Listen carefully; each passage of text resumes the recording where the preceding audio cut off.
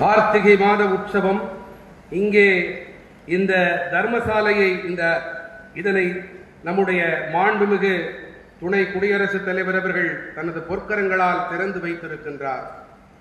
200 ஆண்டுகளாக சேவை உணர்வோடு நாட்டுக்கோட்டை நகரத்தார்கள் இந்த அறப்பணியை செய்து வந்திருக்கின்றார்கள்.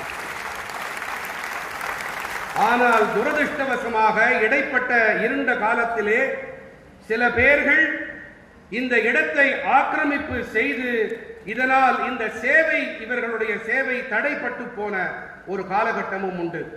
ஆனால் உத்தரப்பிரதேச அரசாங்கத்தின் நிர்வாகம் இந்த ஆக்கிரமிப்புகளை அகற்றி